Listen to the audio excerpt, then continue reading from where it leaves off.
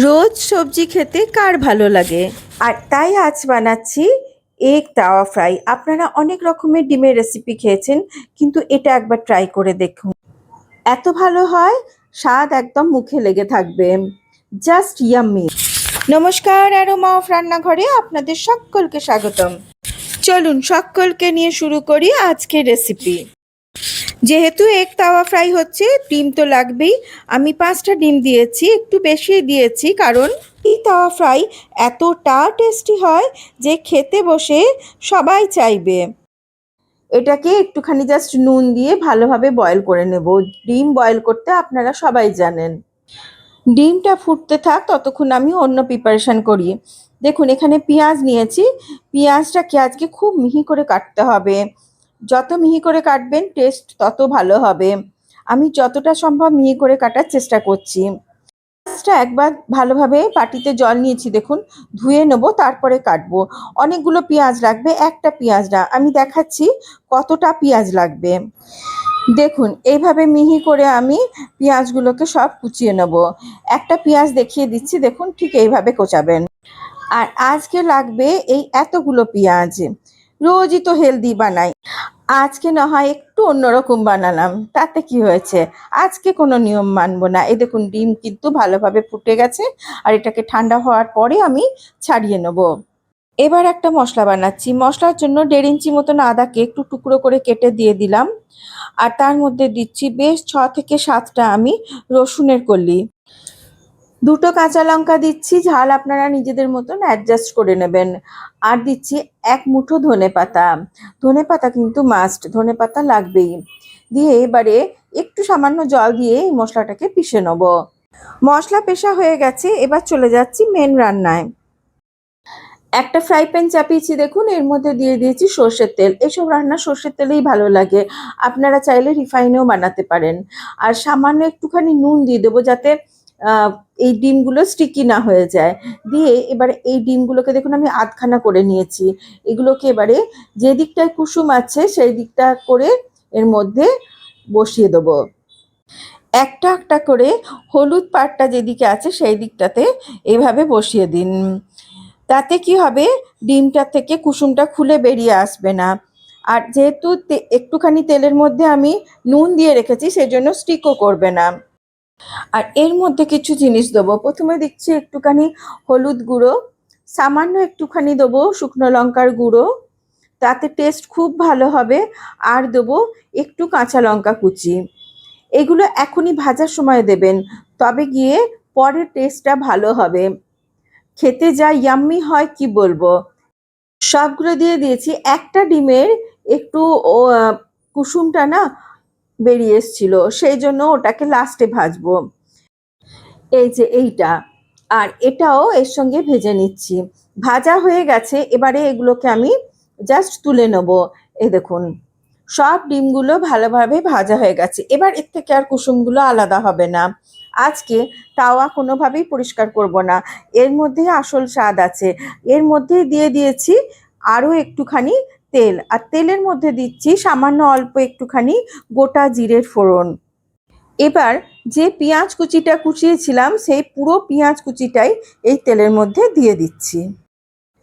পেঁয়াজটা এবারে গ্যাসের ফ্লেম মিডিয়াম রেখে আস্তে আস্তে ভেজে নিতে হবে। আর এর মাঝেই বলি, যে সমস্ত দর্শক বন্ধু চ্যানেলে নতুন দর্শক, তারা প্লিজ চ্যানেলটাকে সাবস্ক্রাইব করে আমাকে সাপোর্ট করবেন। বেল আইকনটা ক্লিক করে দেবেন, তাতে আমি নতুন রেসিপি দিলে আপনাদের কাছে সঙ্গে সঙ্গে নোটিফিকেশন পৌঁছে যাবে। পুরনো দর্শক বন্ধুরা সঙ্গে থাকবেন প্লিজ। যারা ফেসবুক পেজ অথবা ফেসবুক থেকে দেখছেন তারা প্লিজ প্লিজ ফলো করে নেবেন। দেখুন, একটু ভাজা না হতে হতেই এর মধ্যে মিশিয়ে দিচ্ছি কারি পাতা।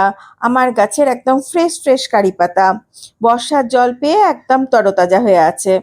ব্যাস, এবারে একটা সুন্দর গন্ধ বেরোনো পর্যন্ত এটাকে খুব ভালো করে ভাজতে হবে। এইরকম অবস্থাতেই এর মধ্যে মিশিয়ে দিচ্ছি আমি স্বাদ মতো নুন। যেরকম আন্দাজে নুনটা লাগবে সেরকম আন্দাজে দিয়ে দেবেন।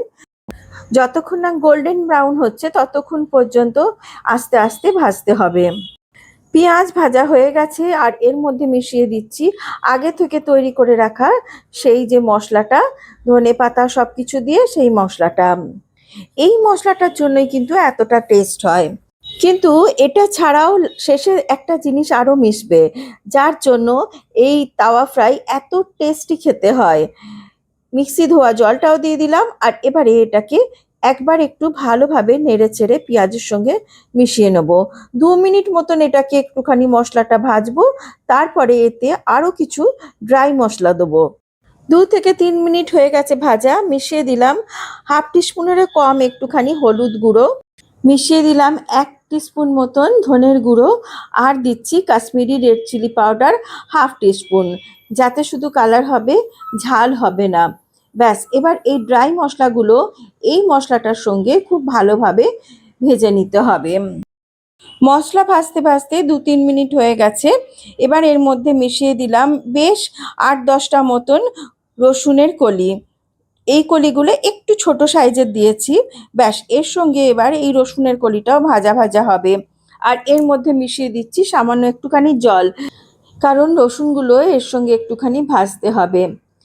একটু জল এখন দিলাম, যদিও এই রেসিপিটিতে বেশি জল লাগবে না, একটু শুকনো শুকনোই হয়, যেহেতু তাওয়া ফ্রাই তো সেই জন্য একটু শুকনো শুকনোই হবে। আর মিশিয়ে দিচ্ছি এর মধ্যে সেই সিক্রেট ইনগ্রিডিয়েন্টস, যার জন্য এই তাওয়া ফ্রাই এতটা টেস্টি হয়, তেঁতুলের পাল্প। আজকে টমেটো দেব না, যার জন্য আমি এখানে দিচ্ছি তেঁতুলের একটু পাল্প। দারুণ টেস্টি হয়, এটার জন্যই এই রান্নাটা। ভালোভাবে মিশিয়ে দিলাম, আর পুরো স্বাদকে ব্যালেন্স করার জন্য একদম কম 1/4 টিস্পুন মতন দিলাম এখানে একটুখানি চিনি, তবে পুরো স্বাদটা কিন্তু ব্যালেন্স হবে। ব্যাস, ভালোভাবে 1-2 বার নেড়ে দেবেন, দিয়ে এর মধ্যে সামান্য একটুখানি জল দেবো, কেননা ডিমগুলো যখন দেবো সেটাতে এই গ্রেভিটা যেন ভালোভাবে ডিমের সঙ্গে মাখা মাখা হয়। তার আগে দিয়ে দিলাম সামান্য একটুখানি লঙ্কা কুচি। খুব বেশি জল দেবো না, অল্পই জল দেবো। দেখুন, এইটুকু জলই লাগবে, এর বেশি কিন্তু জল আর লাগবে না। আমার বাড়ি যেহেতু একদম মেন রোডের ওপরে, সেই জন্য হর্নের আওয়াজ খুব আসে, প্লিজ মাফ করবেন। আর এর মধ্যে এবার ডিমগুলো, যেগুলো আমি আগে ভেজে রেখেছিলাম, সেই ডিমগুলোকে এবারে একটা একটা করে এর মধ্যে বসিয়ে দিচ্ছি।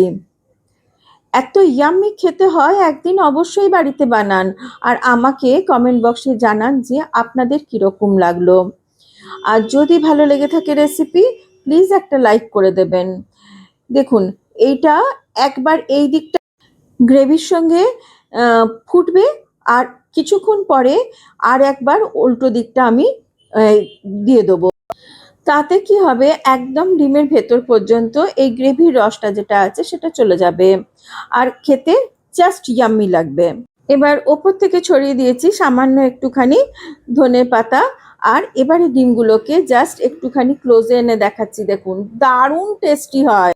আর এবারে আস্তে আস্তে একটা একটা করে ডিম এভাবে পাল্টে দিন, খুলে যাবে না, কারণ ডিমটা আগে থেকে ভাজা আছে বলে আশা করি খুলবে না। এই যে এগ তাওয়া ফ্রাই একদম রেডি। আমি গ্যাস অফ করে দিয়েছি, আর একটা ঢাকনা লাগিয়ে দিচ্ছি। একটু পরে আমি পরিবেশন করব। কলা পাতা নেই আমাদের এখানে, কলা পাতার বড়ই অভাব, তাই এই প্লেটে পরিবেশন করলাম। আজকে লাঞ্চে এর সাথে আর আমার কিছুই লাগবে না। আবার দেখা হবে আপনাদের সঙ্গে আরো একটা নতুন রেসিপি নিয়ে। Till then, bye by.